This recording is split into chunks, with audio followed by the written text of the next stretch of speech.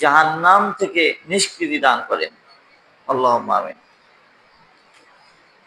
এরপর আজকে 9 তারিখ, 9 তারিখ ফজর থেকে নিয়ে 13ই জিলহজ আসর পর্যন্ত, আইয়ামে তাশরিকের 3 দিন, শেষ দিনের আসর পর্যন্ত আমাদেরকে একটি গুরুত্বপূর্ণ আমল চালিয়ে যেতে হবে। সেটা হচ্ছে তাকবীর পাঠ করা। কি পাঠ করা? তাকবীর। তাকবীর হচ্ছে আল্লাহু আকবার, আল্লাহু আকবার, আল্লাহু আকবার, লা ইলাহা ইল্লাল্লাহু, আল্লাহু আকবার। এইভাবে তাকবীর পাঠ করতে হবে। আল্লাহ রাব্বুল আলামিন তাকবীর আমাদের উপরে নির্ধারণ করেছেন কেন? সূরা বাকারা 185 নম্বর আয়াতে আল্লাহ রাব্বুল আলামিন বলছেন, ওয়ালিতুকাব্বিরুল্লাহ আলা মা হাদাকুম ওয়া লাআল্লাকুম তাশকুরুন। ওয়ালিতুকাব্বিরুল্লাহ, তোমাদের আল্লাহর বরত্ব ঘোষণা করা উচিত এই কারণে যে আলা মা হাদাকুম, তিনি তোমাদেরকে হেদায়েত দিয়েছেন, তোমাদেরকে ইসলামের পথ দেখিয়েছেন, তোমাদেরকে জান্নাতের পথ দেখিয়েছেন। এই জন্য তোমরা আল্লাহর বরত্ব ঘোষণা করবে, এই জন্য তোমরা তাকবীর পাঠ করবে। আল্লাহু আকবার। কাজী তাকবীর পাঠ করা অত্যন্ত গুরুত্বপূর্ণ একটি কাজ, অত্যন্ত গুরুত্বপূর্ণ একটি আমল। আমরা বলছিলাম, যখন জিলহজ মাসের প্রথম দশক আমাদের মধ্যে আসে, তখন থেকেই তাকবীর, তাসবিহ, সালাত, সিয়াম ইত্যাদি বেশি বেশি করতে হবে। সাথে সাথে গুনাহ যতগুলো হয় সেই গুনার দরজাগুলো বন্ধ করে দিতে হবে। আমাদের মধ্যে একটা উদ্গ্রীব বাসনা আছে, সেই বাসনা হচ্ছে নেকি কামায়ের বাসনা, কিন্তু পাপ বন্ধ করার মতো চিন্তা ভাবনা বাসনা আমাদের মধ্যে উদিত হয় না। আমরা নেকি কামাই করতে চাই, কিন্তু পাপ বন্ধ করতে চিন্তা করি না। অথচ পাপ বন্ধ করে নেকি অর্জন করা হচ্ছে সবচাইতে বুদ্ধিমত্তার কাজ। আপনি সরিষার তেল কিনবেন অথবা পেট্রোল কিনবেন, যেই পাত্রে নিবেন সেই পাত্রের নিচে যদি কানা থাকে, ছিদ্র থাকে, তাহলে কি ওই পাত্র কখনো তেল দিয়ে ভর্তি করতে পারবেন না? তো আপনি যে নেকিগুলো অর্জন করছেন, এই নেকি যদি আপনি পাপের রাস্তা বন্ধ না করেন, তাহলে এই নেকির অবস্থা হবে ওইরূপ। অনেকদিন আগে আপনাদেরকে হাদিস শুনিয়েছিলাম, রাসূল সাল্লাল্লাহু আলাইহি ওয়াসাল্লাম সাহাবায়ে কেরামকে লক্ষ্য করে বলছিলেন যে, সাহাবেরা তোমরা জানো নিঃস্বকে? রাসূল সাল্লাল্লাহু আলাইহি ওয়াসাল্লাম যখন সাহাবায়ে কেরামকে জিজ্ঞাসা করেছিলেন, সাহাবায়ে কেরাম বলেছিলেন, আল্লাহ রাসূল, মুফলিস, নিঃস্ব সেই ব্যক্তি যার মাল নেই, যার সম্পদ নেই, যার আত্মীয় স্বজন নেই। তখন রাসূল সাল্লাল্লাহু আলাইহি ওয়াসাল্লাম বলছিলেন, না, মুফলিস, নিঃস্ব সেই ব্যক্তি যেই ব্যক্তি কিয়ামতের দিন অনেকগুলো আমল নিয়ে উঠবে, কিন্তু সাথে সাথে পাওনাদারও তার পিছনে পিছনে উঠবে। উঠে গিয়ে পাওনাদার এই নেকিগুলো নিয়ে এসে নেকি শেষ করে দেবে, এরপরেও পাওনাদারের সংখ্যা শেষ হবে না। রাসূল সাল্লাল্লাহু আলাইহি ওয়াসাল্লাম বলছেন, আল্লাহ তাআলা তখন এই যে যারা পাওনাদার আসবে, এই পাওনাদারদের পাপগুলো এই অধিক সংখ্যক নেকি নিয়ে যে ব্যক্তি উঠলো তার উপরে চাপিয়ে দিতে থাকবেন। এরপরে আল্লাহ রাব্বুল আলামিন এই অধিক সংখ্যক নেকি হাসিলকারীকে জাহান্নামে নিক্ষেপ করবেন। এই ব্যক্তি হচ্ছে সবচাইতে নিঃস্ব ভিক্ষু। তো এই জন্য আমরা আপনাদেরকে স্মরণ করে দিতে চাই যে নেকি অর্জনের সাথে সাথে পাপের দরজাগুলো বন্ধ করে দিন। পাপ হবে, কিন্তু পাপ থেকে নিজেকে মুক্ত করতে হবে। রাসূল সাল্লাল্লাহু আলাইহি ওয়াসাল্লাম বলছেন, যে প্রত্যেক আদম সন্তান পাপ করতে পারে, কিন্তু সর্বোত্তম পাপী হচ্ছে ওই ব্যক্তি যে ব্যক্তি পাপ করার সাথে সাথে আল্লাহ রাব্বুল আলামিনের কাছে ক্ষমা চায়।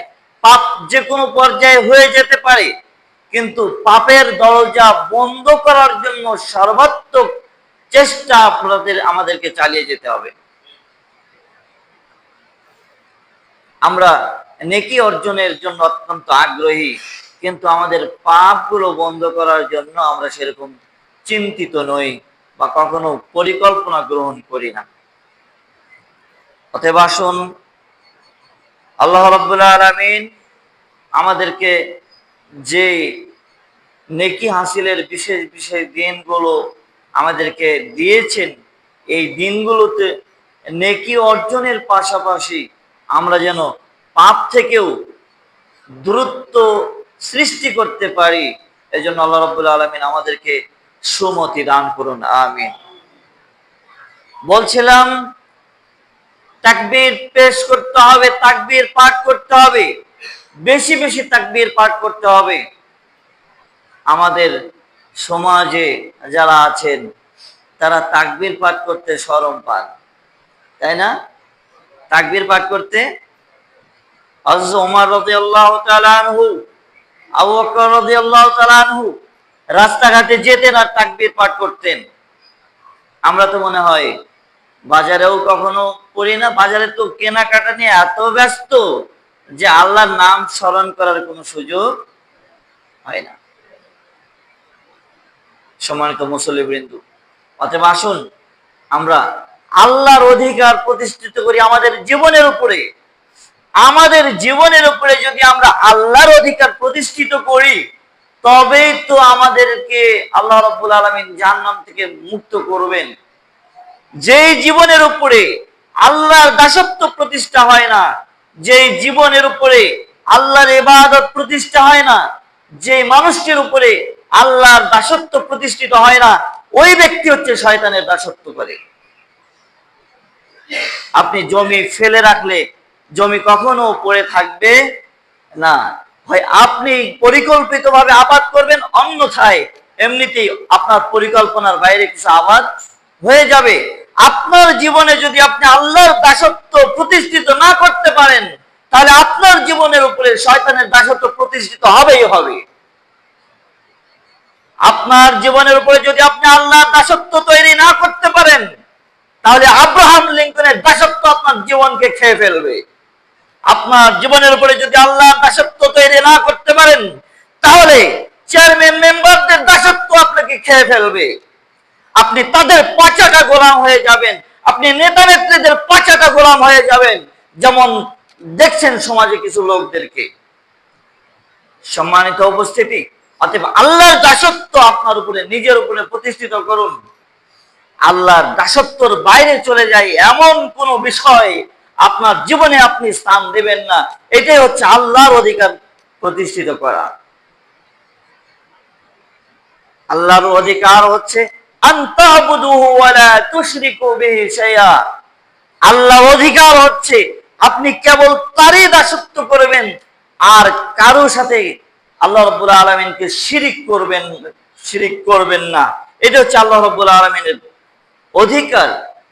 রাসূল সাল্লাল্লাহু আলাইহি সাল্লাম বলেছেন, যদি কেউ এই অধিকার নিজের জীবনের উপরে প্রতিষ্ঠিত করে, আল্লাহ রাব্বুল আলামিনের উপরে বান্দার অধিকার তৈরি হয়ে যায় যে আল্লাহ ইউআযিবু মান লা ইউশরিকু বিহি শাইআ।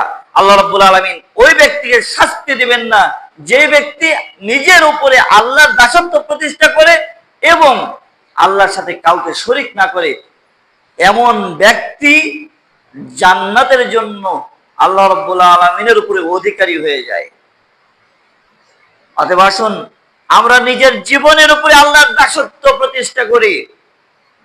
আল্লাহর দাসত্বের মধ্যে সর্বোত্তম একটি কাজ হচ্ছে আল্লাহ রাব্বুল আলামিনের বরত্ব ঘোষণা করা। এটা হচ্ছে আল্লাহ রাব্বুল আলামিনের অধিকার। আল্লাহ রাব্বুল আলামিনের অধিকার যে আপনি তার বরত্ব ঘোষণা করবেন। আল্লাহ রাব্বুল আলামিন বলছেন, ওয়ালিতুকাব্বিরুল্লাহ আলা মা হাদাকুম। তোমরা আল্লাহর বরত্ব ঘোষণা করবে এই কারণেই যে আল্লাহ তোমাদেরকে হেদায়েতের পথ দেখিয়েছেন, জান্নাতের পথ দেখিয়েছেন, এই জন্য তোমরা তার বরত্ব ঘোষণা করবে। ওয়ালাআল্লাকুম তাশকুরুন, আর তোমরা বরত্ব ঘোষণা করবে এই কারণেই যে যেন তোমরা আল্লাহর কৃতজ্ঞ হতে পারো। তার মানে বোঝা যাচ্ছে তাকবীর পাঠ করা, আল্লাহর বরত্ব ঘোষণা করা, এটা হচ্ছে আল্লাহর কৃতজ্ঞতা প্রকাশের একটি মাধ্যম। আপনি ইসলাম গ্রহণ করতে পেরেছেন অথবা আপনি মুসলিম পরিবারে জন্মগ্রহণ করতে পেরেছেন, এই জন্য কি আপনি আল্লাহর কৃতজ্ঞতা প্রকাশ করবেন না? এই জন্য কি আমাদের কৃতজ্ঞতা প্রকাশ করা উচিত নয়? অবশ্যই প্রত্যেকটি মানুষকে আল্লাহ রাব্বুল আলামিনের এই বরত্ব ঘোষণা করতেই হবে। আল্লাহ রাব্বুল আলামিন বলেছেন ওয়ালিতুকাব্বিরুল্লাহ আলা মা হাদাকুম। সম্মানিত উপস্থিতি, আরেকটি বিষয়, সেটি হচ্ছে এই তাকবীরটা হচ্ছে শাআইরুল ইসলাম, এটা হচ্ছে ইসলামের নিদর্শন সমূহের অন্যতম একটি নিদর্শন। হিন্দুদের কাছে বলবেন, ওরা বলবে হরি বল, হরে কৃষ্ণ হরে রাম, ওরা এগুলো বলবে। এগুলো যখন বলা হয় তখন বোঝা যায় ও লোকটা হচ্ছে হিন্দু, ওই লোকটা হচ্ছে মুশরিক। যখন এগুলো বলে তখন বোঝা যায় যে এরা হচ্ছে মুশরিক, এরা হচ্ছে জাহান্নামী, এরা হচ্ছে আল্লাহর অকৃতজ্ঞ পশু,